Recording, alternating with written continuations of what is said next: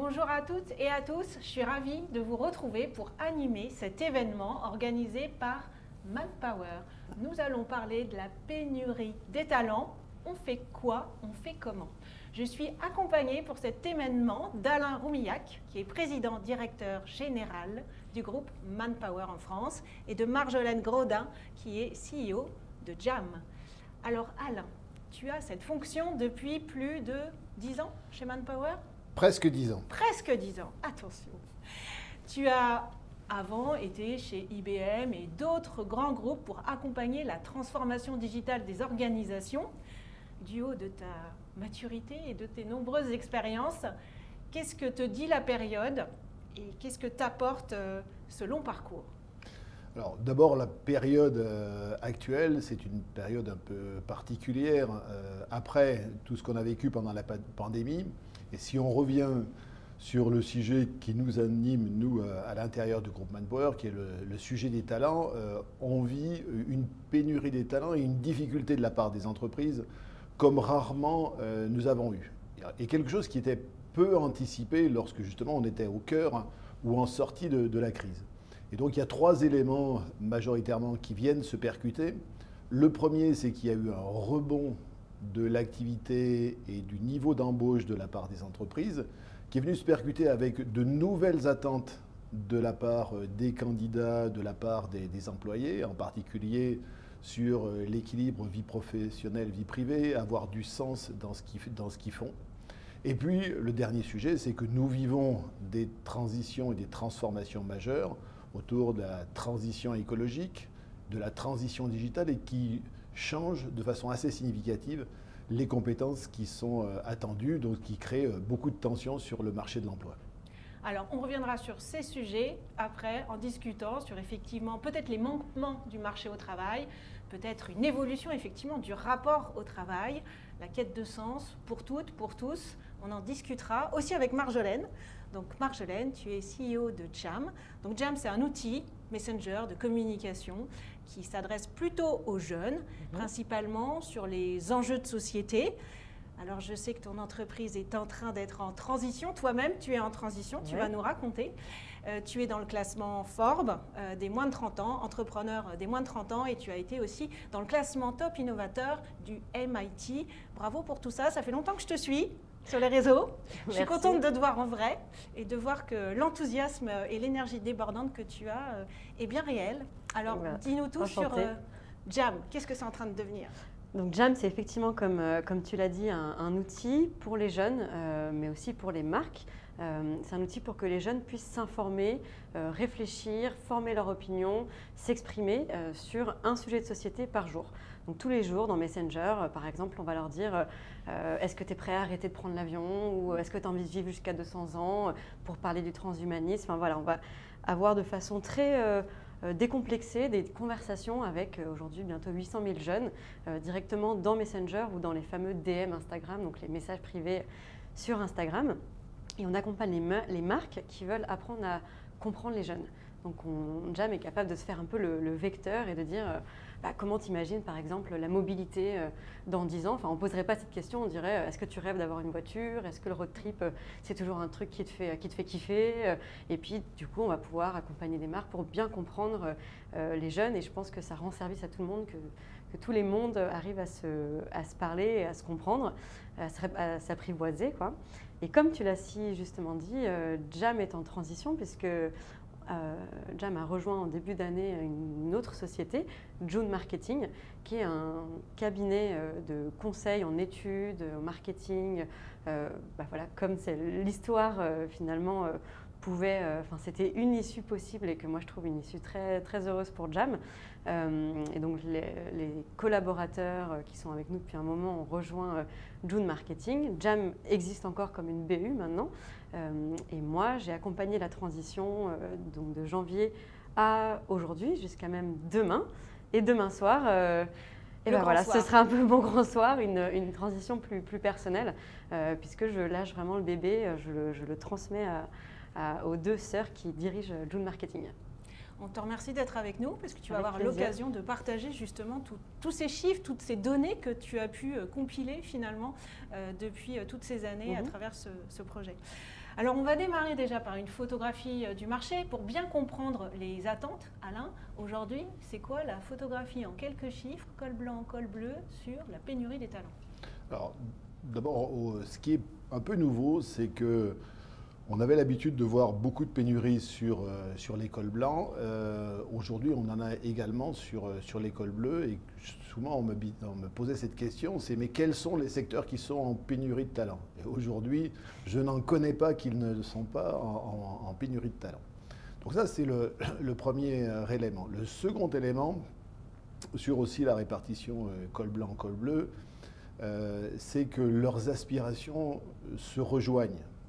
En particulier, on avait l'habitude, en particulier dans les générations et dans la façon de les qualifier sur ces lettres de la fin de l'alphabet, d'expliquer que les jeunes, en particulier ceux très éduqués, très qualifiés, ils avaient des attentes particulières et que les autres, finalement, ils faisaient ce qu'ils pouvaient. Ils avaient d'ailleurs compris que le travail, ça serait plutôt des difficultés et parfois des souffrances et qu'ils vivaient avec ces environnements-là. Tout ça est en train de changer. Et les aspirations des seconds sont en train de rejoindre ceux des premières. Ils ont envie d'être respectés, ils ont envie de travailler dans une entreprise et pour un métier dont ils sont fiers. Ils ont envie aussi d'avoir un équilibre vie professionnelle, vie privée. Et on le voit, y compris sur nos salariés intérimaires, on voit qu'ils choisissent beaucoup plus leur mission que par le passé, voire ils peuvent quitter des missions parce que un des critères tels que je les ai cités n'est pas respecté. Et donc, voilà, tout ça fait que, donc d'abord, il y a cette évolution sociologique et qui fait que les générations ont les mêmes aspirations, quel que soit leur niveau de qualification. Et si on revient sur les chiffres du marché de l'emploi, on évoque aujourd'hui des chiffres de 350 000 emplois qui sont non pourvus. En tout cas, en ce qui nous concerne, nous, tous les trimestres, nous publions un indicateur sur les intentions d'embauche des entreprises. Et pour le 4e trimestre de cette année, il restait à un niveau historiquement bas, ce qui prouve bien qu'aujourd'hui, les entreprises ont beaucoup de difficultés à recruter. Et pour revenir sur ces évolutions sociologiques, un certain nombre d'entre elles n'ont pas encore complètement compris qu'il fallait qu'elles changent leur façon de gérer leur personnel et d'attirer des candidats.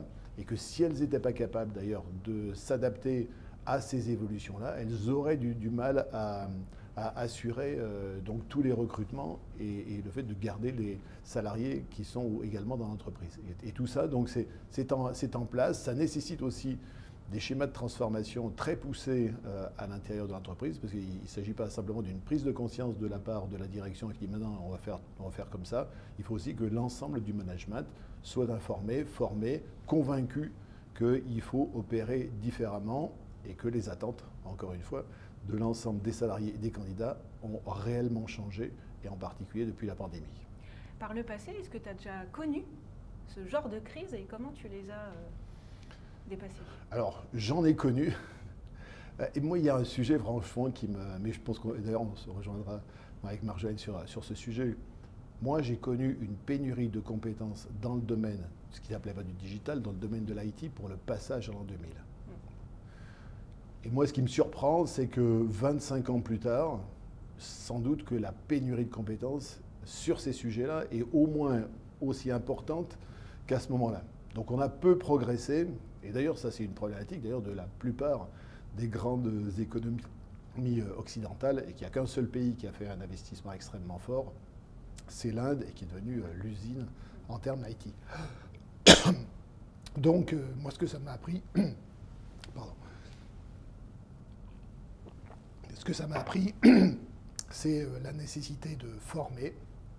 Donc il faut, si on veut avoir les compétences nécessaires, former des gens qui ont le potentiel, ne pas juste se baser sur ce qui est le savoir-faire et l'expérience de la personne, aller chercher le potentiel, la capacité d'une personne à faire, lui faire confiance, la former, s'assurer aussi qu'elle a cette capacité et qu'elle est curieuse.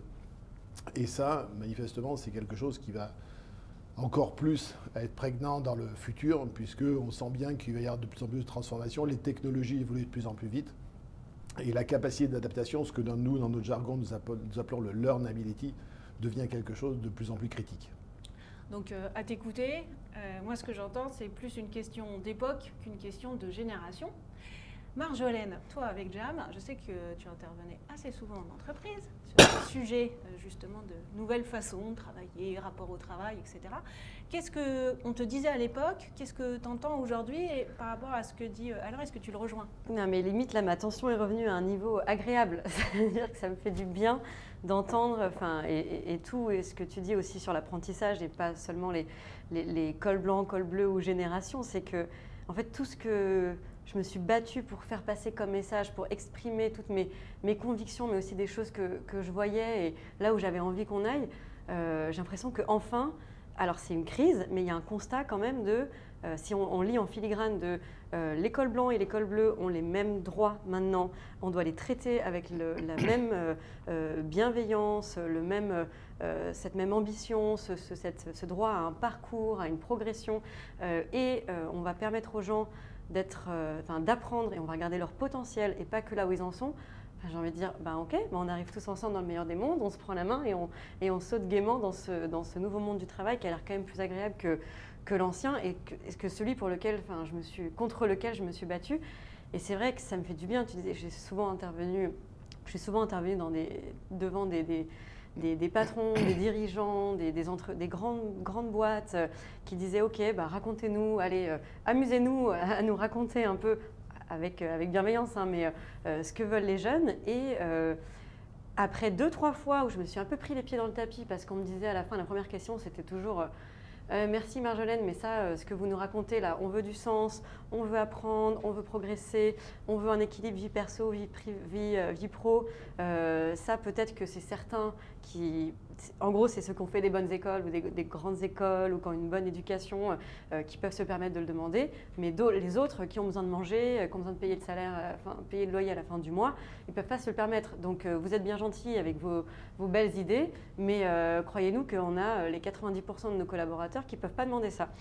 Et moi, j'étais un peu prise de court et petit à petit, j'ai intégré à mon discours en fait d'essayer de désamorcer en disant bon, alors déjà, avant que vous me disiez que c'est un caprice de riches ou de personnes qui ont Bac+5, etc., déjà, tous vos collaborateurs, ils voient comment on travaille avec les réseaux sociaux, avec tous les médias, etc. Ils voient comment travaillent certaines personnes, même des influenceurs, même dont ils ne voient pas forcément, c'est encore une autre question, mais c'est des aspirations qui commencent à entrer dans une plus grande partie de la société. Et puis je disais, et même si vous n'y croyez pas, s'il vous plaît, est-ce qu'on peut éviter le nivellement par le bas? C'est pas parce que certains n'ont pas le droit d'exprimer, parce que, comme tu l'as justement dit, ils sont... en tant que col bleu, peut-être on se disait ça va être plus difficile et je vais avoir moins d'opportunités, moins de mobilité et je suis déjà content si je peux aller travailler et que j'ai un salaire, etc. Je disais mais en fait c'est pas parce qu'eux n'ont pas ce luxe qu'on ne peut pas leur offrir. Donc peut-être que c'est votre responsabilité en tant que dirigeant d'anticiper et de dire tu crois que tu viens juste ici pour exécuter ? Mais si tu venais apprendre et si moi je te considérais comme tout le potentiel que tu as et qu'en plus je te donnais un contrôle sur ton emploi du temps et puis la possibilité d'avoir des initiatives. Et je passais limite pour la hippie qui venait leur dire… La hippie du nouveau management. La hippie du nouveau management. Et non mais c'est vrai, je voyais dans leur regard le côté « Bon, elle est bien mignonne, hein, mais en fait, pourquoi est-ce qu'on va s'encombrer tant qu'ils ne mouvent pas en face ?»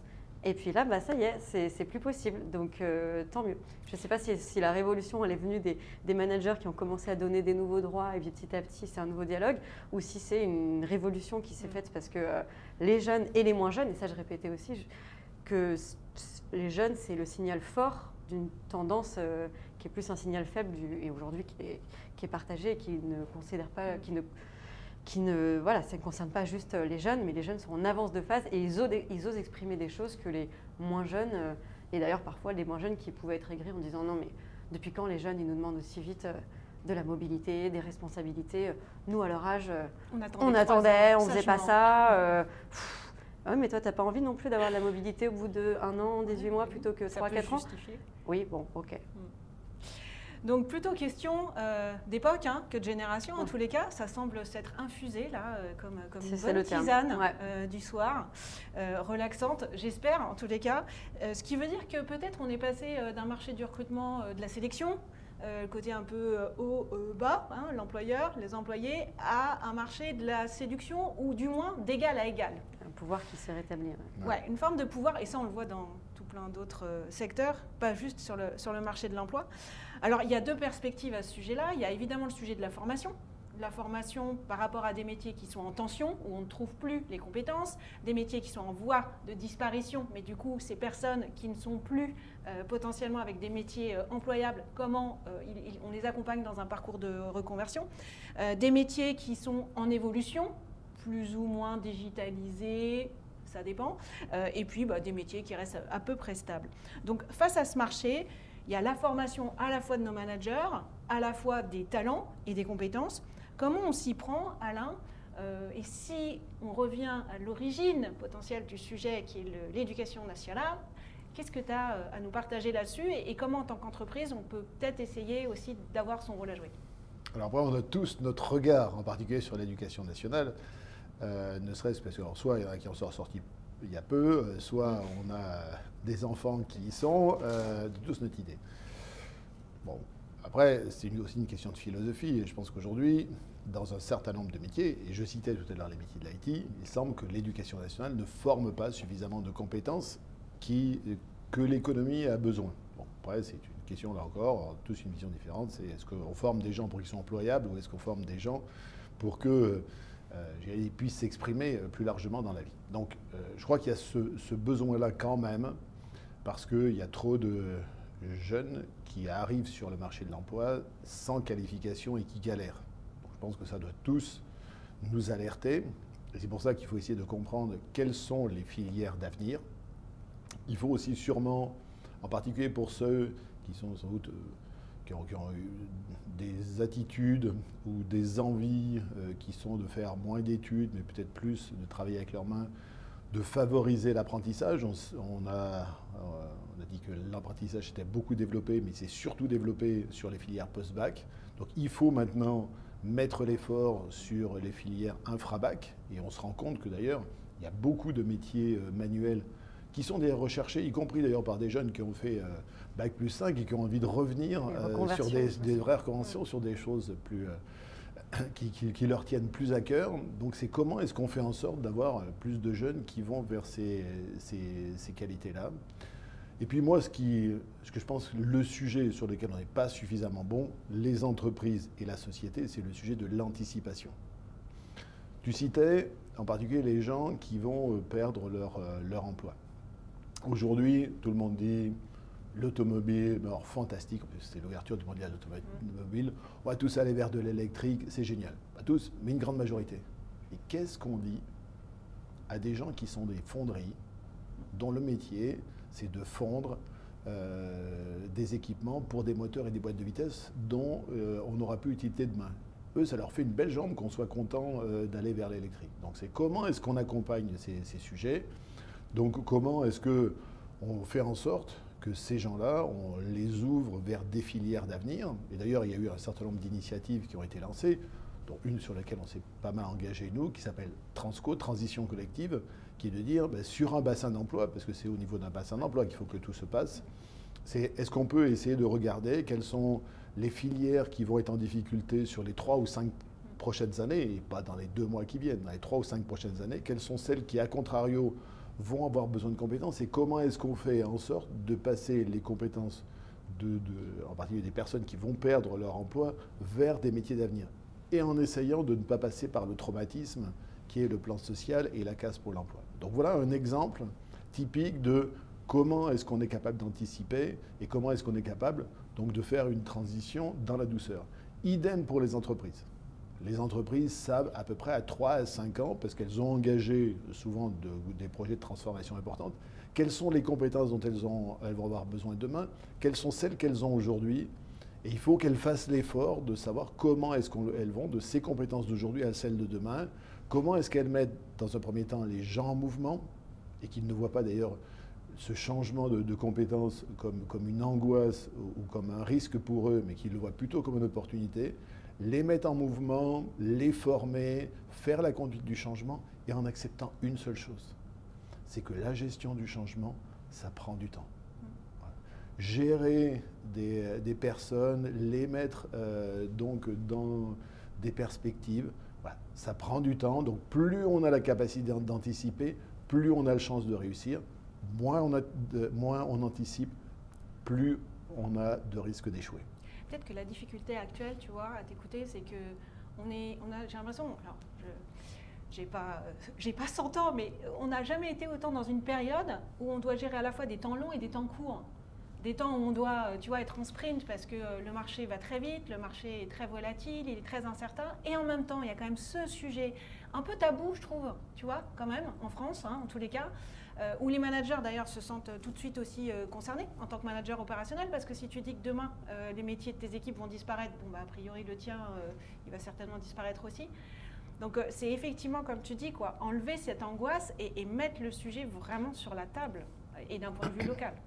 Mais alors, moi, j'ai une philosophie personnelle. Moi, ce que je dis depuis longtemps à mes équipes, c'est que pour réussir, pour un dirigeant, pour qu'il réussisse, il faut qu'il ait un strabisme vite divergent. Un œil sur le court terme, un œil sur le moyen terme. Voilà. Donc, oui, on vit dans un monde difficile. Oui, ce qu'on a à faire, c'est compliqué. Et oui, il faut qu'on fasse et du court terme et du moyen terme. Mais je pense que c'est aussi notre responsabilité de dirigeant. On a une vraie responsabilité vis-à-vis de nos équipes. Et donc, si on veut réussir, si on veut les convaincre, il faut expliquer et s'engager auprès d'elles. Et encore une fois, plus on anticipe, moins on va vers des désastres. Et moins on anticipe, et justement, on arrive à des désastres, ben non, on n'y arrive plus. Alors que si on avait pris les choses plus en amont, sans doute qu'on avait beaucoup plus de chances de réussir. Alors, chez Jam, Marjolaine, tu as été assez pionnière quand même des nouvelles façons de travailler. Le télétravail était déjà existant chez Jam avant la pandémie, notamment aussi des nouvelles façons de manager. Les managers sont clés hein, dans la transition et dans cette résolution de pénurie des talents. Qu'est-ce que tu peux nous partager comme tu vois, des choses que tu as mis en place et tu sais qu'auprès des jeunes, ça a bien fonctionné et ça devrait fonctionner à peu près partout aujourd'hui? Ouais, enfin moi ce que j'entends, c'est qu'en fait, il faut complètement changer notre culture d'entreprise, culture managériale, pour intégrer la formation, pour intégrer l'erreur, l'apprentissage, le collectif aussi, parce que les managers, s'ils doivent avoir un œil sur le temps court, sur le temps long, sur des crises, sur de l'incertitude, sur de l'anticipation, ils n'ont plus toutes les réponses. Donc c'est vraiment ce dialogue qui se crée en disant, bon bah, je suis manager, mon rôle, c'est pas de vous dire quoi faire parce que c'est impossible et on ne peut pas tout anticiper. Ce côté dogmatique où je dicte en disant bah, c'est là où on sera dans 2 ans, dans 5 ans, c'est ce que tu dois faire aujourd'hui pour y aller, voilà ta feuille de route, on se reparle à la fin de l'année. Ça ne marche plus, c'est vraiment un ping-pong qui doit se jouer et dont tout le monde, je pense, je suis convaincue, est gagnant parce que ne plus avoir toutes les réponses, mais pouvoir poser des questions, pouvoir être vulnérable et dire bah voilà, je ne sais pas tout, mais allez, on se retrousse les manches et on y va ensemble. Tiens, qu'est-ce que toi t'as apporté? Ah tiens, toi au fond, je sens que tu as une idée, mais sur quoi tu bosses? Mais ça m'a l'air génial.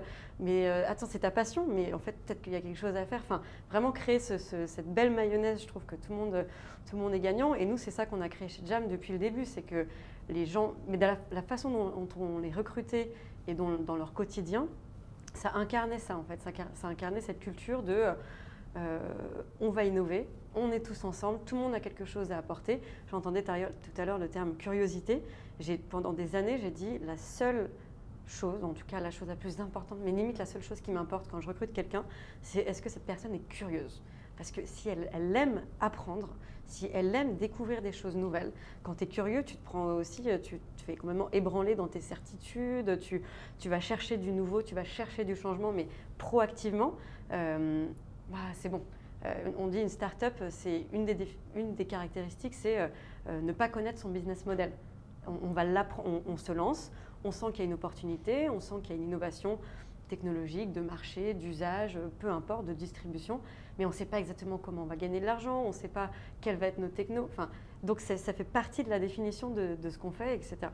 Et donc nous, pour répondre très concrètement à ta question, on a mis en place plein de choses, dont par exemple le fait que c'est collaborateurs eux-mêmes qui fixent leurs objectifs et on va jusqu'à une évaluation collaborative. Et donc, ils sont capables de dire, bah voilà, moi, j'ai compris l'objectif de l'entreprise dans 6 mois, c'est d'arriver là. Je pense qu'avec avec mes équipes, on doit contribuer de telle façon. Et moi, au sein de l'équipe, je dois contribuer de telle façon. Donc, cette semaine, je vais, par exemple, créer cette nouvelle fonctionnalité ou ramener, je ne sais pas, 50 000 personnes de plus sur la plateforme ou aller chercher 5 clients dans l'industrie de la santé, enfin, peu importe. Et à la fin de la semaine, être capable de dire, ah bah oui, j'ai surpassé l'objectif. Pourquoi ? En fait, c'est grâce au service marketing qui m'a amené des prospects super intéressants. Et c'est génial, en fait, ils ont créé une nouvelle... Et à l'inverse, de dire, ah bah non, en fait, je voulais ramener 5 prospects ou 5 nouveaux clients, j'en ai ramené 2. Et plutôt que de dire, je vais passer une semaine ou une journée à essayer de trouver le coupable et pour que ce soit surtout pas moi et on se renvoie la patate chaude, ce qui est quand même une perte de temps énorme de dire, on va regarder ensemble et il n'y a pas de peur avec les managers, il n'y a pas de peur de pourquoi j'ai raté, pourquoi j'aurais pu, et d'être capable de dire, mon objectif il était trop élevé. C'est une responsabilisation en fait où chacun travaille en équipe, chacun peut s'auto-évaluer, chacun trace sa trajectoire plutôt que de se pointer du doigt, de trouver des coupables. On travaille tous ensemble. Donc du coup, un côté finalement plus solidaire, plus responsable, on pourrait dire ça, un management et plus adulte. En fait, il n'y a pas les enfants d'un côté et les parents qui grondent ou qui donnent des récompenses. C'est pas t'es privé de dessert ou à l'inverse, tu as droit à un gâteau au chocolat. C'est la faute de ton frère. Voilà, non, c'est lui, c'est elle. Non, moi, j'ai vraiment trouvé que le marché du travail, tel que je l'ai vu, était très infantilisant, que c'était la carotte ou le bâton. C'est soit t'as bien fait, t'as pas... J'aimerais vraiment qu'on se dise, en fait, on est tous des adultes, on est tous des gens majeurs autour de la table à travailler. Il n'y a plus de question d'âge, de hiérarchie, etc. Il y a des expériences différentes, il y a des points de vue différents, des personnalités différentes. Mais on parle même aujourd'hui de mentorat inversé.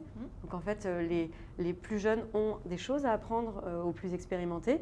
Mais ça veut bien dire aussi que dans le sens, on va accepter quand on est plus jeune que quelqu'un qui a plus d'expérience va m'apporter des choses. Et d'ailleurs, les jeunes, 80% d'entre eux ont envie d'apprendre au travail grâce à leur mentor, pas leur chef décisionnaire, despote, qui va les gronder ou les féliciter avec une petite tape dans le dos. C'est OK, tu vas me tirer vers le haut, tu vas m'inspirer, tu vas m'apprendre des choses, mais ce serait cool que tu me laisses aussi t'apprendre des choses et qu'il n'y en ait pas un qui le prenne mal, un qui soit réfractaire, et qu'en fait, on apaise aussi un peu tout ça, qu'on se fasse confiance et qu'on dise, OK, qui a des choses à apporter, mais sans se juger et se monter du doigt. Donc, d'égal à égal, faire évoluer la culture managériale.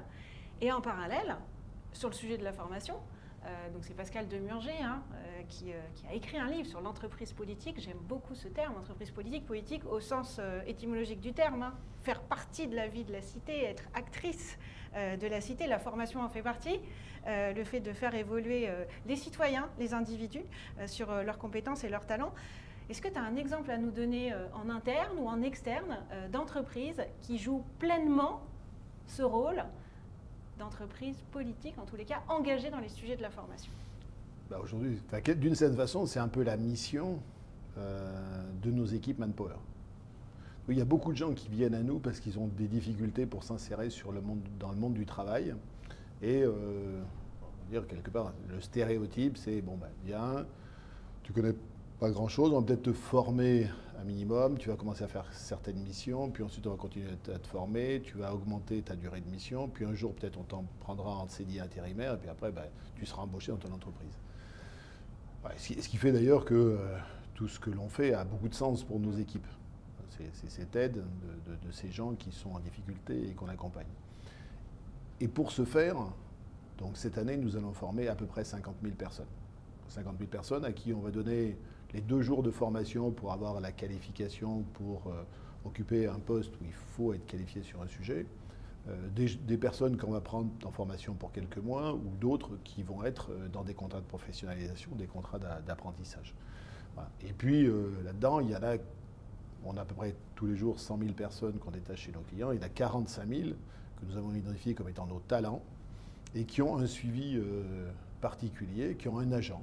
C'est notre façon aussi de valoriser et nos équipiers et les gens avec lesquels on travaille, 45 000 personnes, qui disent, voilà, donc on va sur le bassin d'emploi sur lequel tu es, justement réfléchir en fonction de tes aspirations, de ce que sont les besoins des entreprises, comment est-ce qu'on va te former pour que tu puisses justement, et en général l'engagement c'est on va t'aider à augmenter ta durée d'emploi, et puis si tu augmentes ta qualification, on va également te permettre d'augmenter ton salaire horaire. Donc voilà des exemples de ce que nous faisons sur ces sujets-là. Et puis ce qui se passe, c'est que quand on fait ça, on travaille avec des gens qui ont aujourd'hui le savoir-faire, ou le savoir-être, pardon, et qui n'ont pas de frein pour pouvoir aller travailler. Et puis, et en particulier, c'est tout l'enjeu, si on veut passer demain de 7 à 5% de taux de chômage, qui dépendra bien évidemment de savoir si l'économie sera suffisamment forte pour créer les emplois qui permettent de passer de 7 à 5. Mais pour le faire, il faudra aussi aller accompagner un certain nombre de personnes qui ont des freins, parce qu'ils ont des problèmes de garde d'enfants, ils ont des problèmes de transport, ils ont des problèmes d'addiction, ils ont des problèmes de santé. Il faut le reconnaître, il faut être capable de les accompagner, ces gens-là, pour lever leurs freins, pour justement qu'on puisse les mettre dans une situation où ils vont pouvoir être formés et pouvoir s'insérer sur le marché du travail. Bon, voilà quelques exemples de ce qui me semble être important de ce que nous faisons nous, mais d'autres le font bien évidemment, et ce qui me semble être important pour pouvoir donner sa chance à chacun, d'un côté, mais aussi d'aider les entreprises à trouver les compétences dont elles ont besoin, parce que dans la situation dans laquelle nous sommes aujourd'hui, finalement, on limite la capacité de création de richesse du pays, parce qu'il y a des entreprises qui ne se développent pas autant qu'elles devraient le faire parce qu'elles n'ont pas les compétences, et puis on aide un certain nombre de personnes à s'insérer, à améliorer leur pouvoir d'achat, de trouver des perspectives. Voilà, donc c'est tout cet engagement sur lequel tous collectivement, voilà, les entreprises, des acteurs de l'emploi comme nous, ou le service public de l'emploi avec lequel nous sommes très fortement en partenariat, et puis voilà, toutes les structures d'insertion et les pouvoirs publics, on doit s'associer pour donner encore plus de chances aux personnes de pouvoir s'insérer. Et puis j'ai évoqué tout à l'heure ce que nous faisions également sur un certain nombre de bassins d'emploi pour assurer des transitions pour un certain nombre de personnes qui vont devoir changer de métier parce que leur secteur est très fortement impacté par une des deux transitions qu'on a évoquées, écologique ou digitale. D'après les études que vous avez menées chez Jam, comment les jeunes ont un rapport peut-être un peu différent à la formation, à la culture d'un diplôme ou pas, à un modèle de réussite en général? Est-ce que chez les moins de 30 ans, il y a des choses qui sont un peu singulières ou est-ce que c'est ce qu'on retrouve parmi toutes les générations? Je pense qu'il y a un chiffre qui est marquant, c'est plus de 85% des jeunes trouvent que leur formation ne les a pas formés, enfin leur diplôme ne les a pas formés à leur emploi.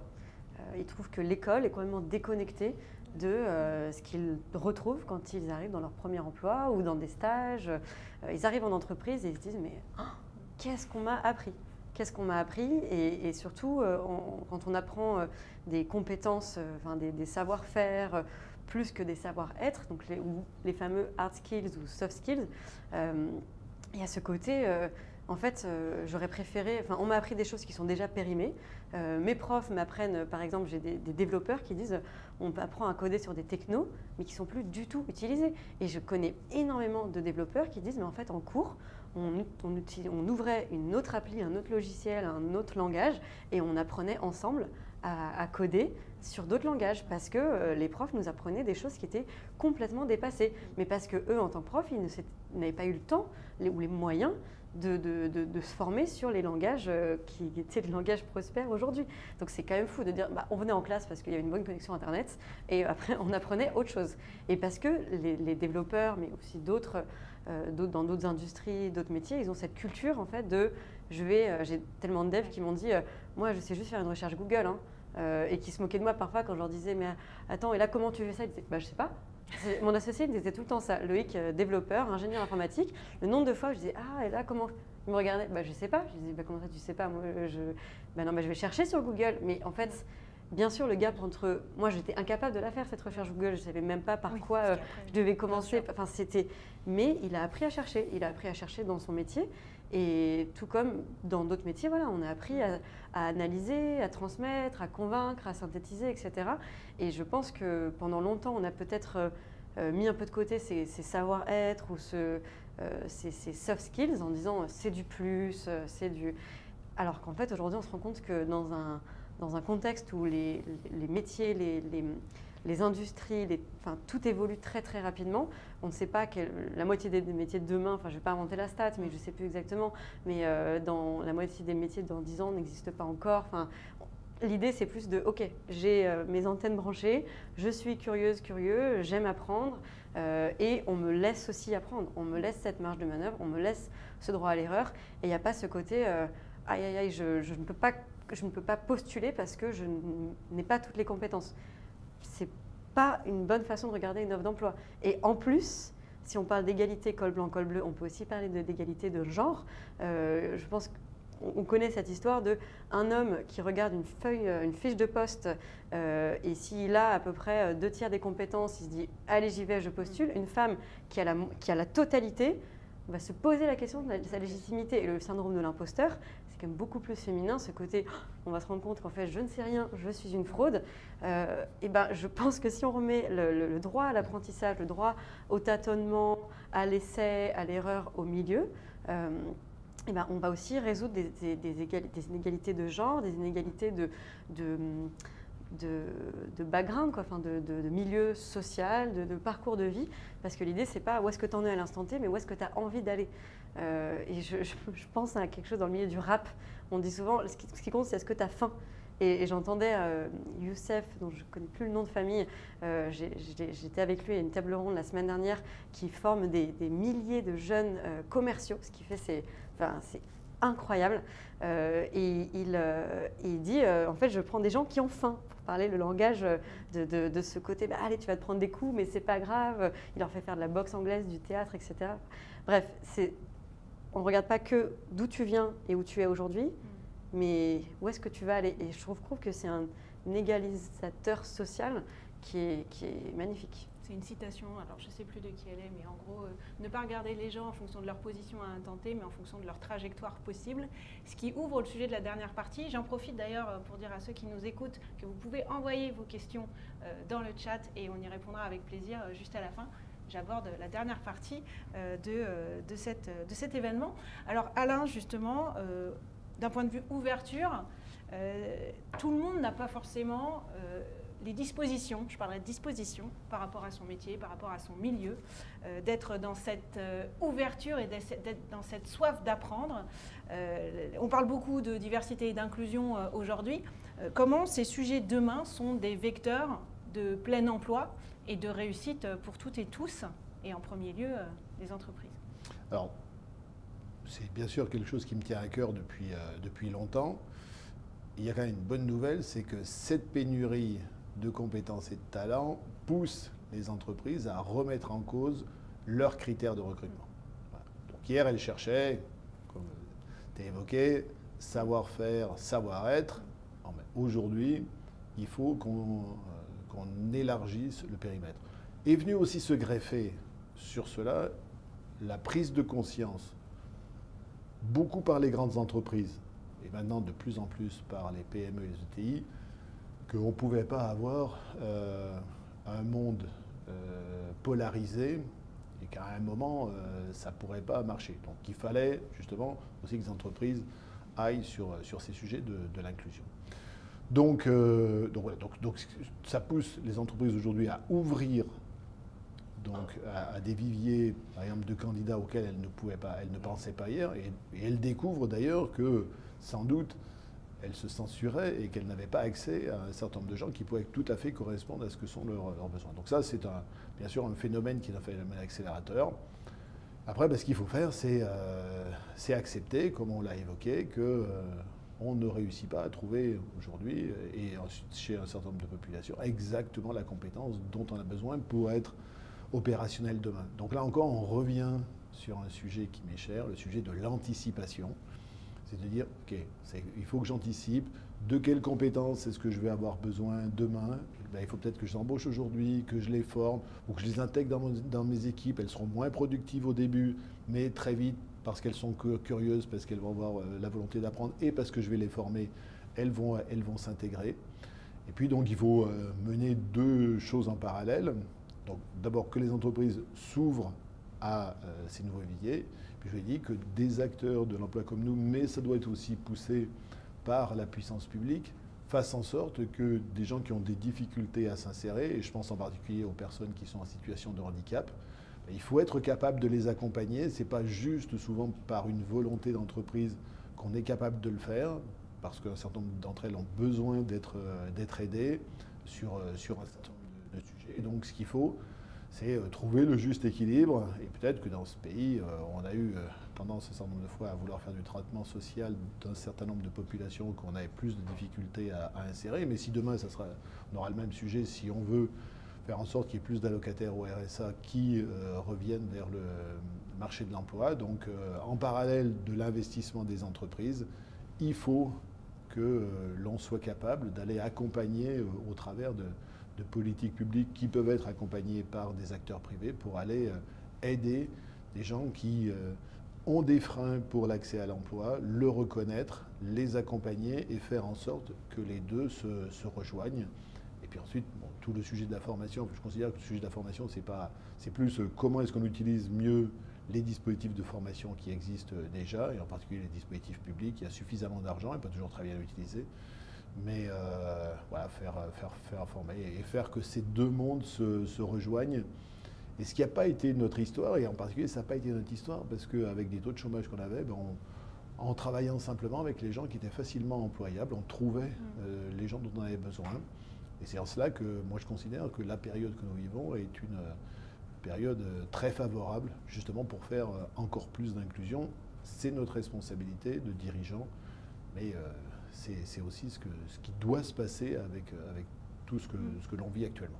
Et ça vient déjà de l'accès au numérique, quand même. Sachant même si l'accès au numérique, là encore, tout le monde n'a pas l'accès au numérique. Donc il faut aussi accompagner.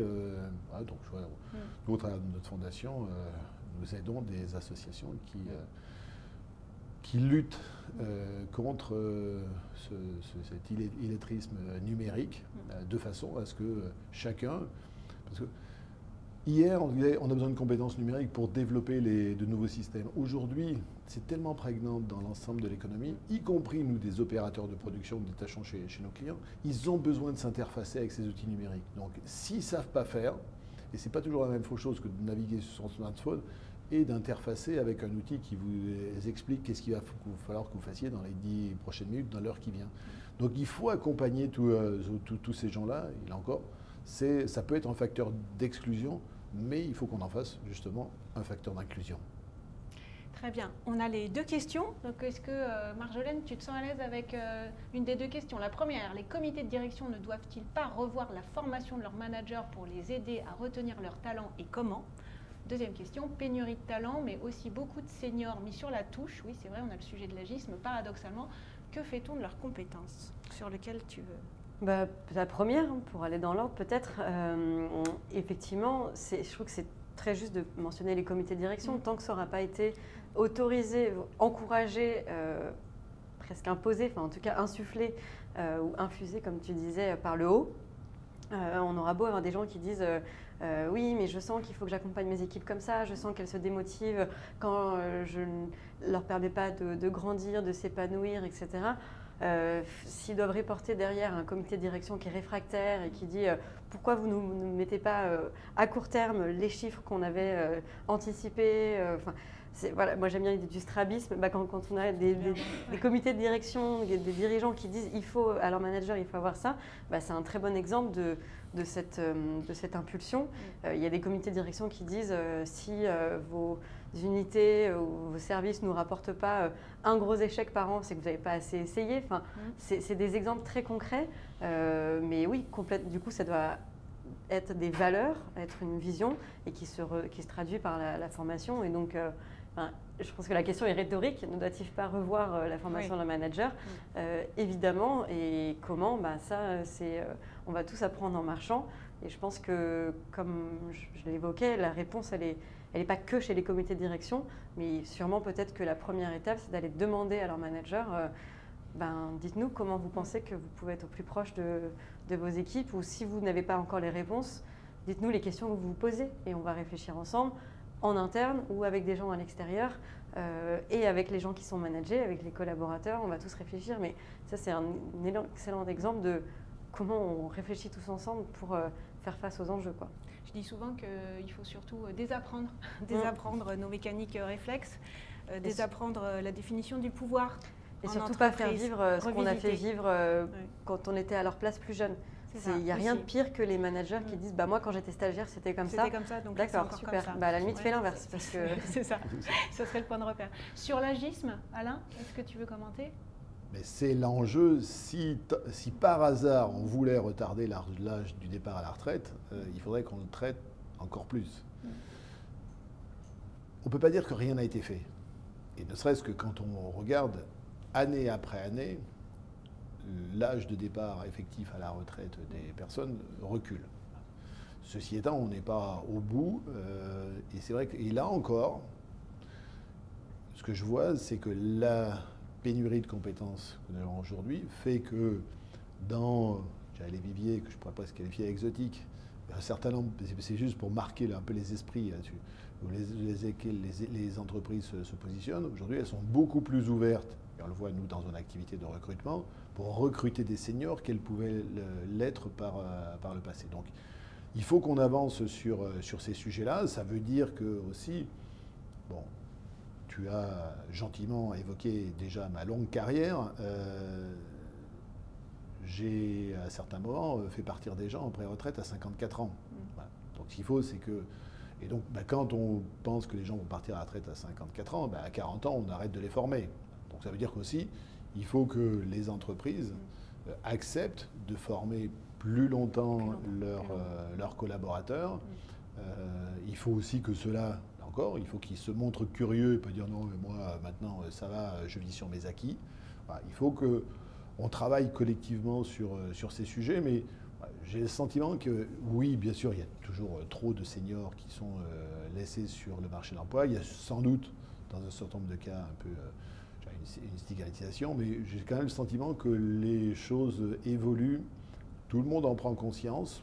Sans doute qu'aussi, encore une fois, si on doit partir sur une réforme des retraites, et j'ai bien compris que d'ailleurs le gouvernement réfléchissait à comment est-ce qu'on améliore l'emploi des seniors, voilà, et donc il n'y a pas de fatalité à ce qu'on ne réussisse pas, c'est, je pense, dans la tête de tout le monde, des dirigeants d'entreprise qui comprennent bien que les gens vont rester plus longtemps, et les personnes elles-mêmes, et c'est aussi une responsabilité d'entreprise, de leur faire comprendre qu'elles vont devoir rester actives plus longtemps, et il va falloir qu'elles restent curieuses plus longtemps. Merci à vous deux. Merci. Moi, je retiendrai deux choses. Le strabisme divergent, gérer des temps longs et des temps courts. Et c'est une forme d'interprétation, mais on s'en était parlé quand on avait préparé Marjolaine, le côté s'adapter au vivant, s'adapter à l'existant, à cette nouvelle époque, à ces individus qui n'ont pas juste une fonction dans ton entreprise, mais qui ont bien des personnalités et des contextes de vie aussi à gérer. Merci à vous deux. Merci. À bientôt.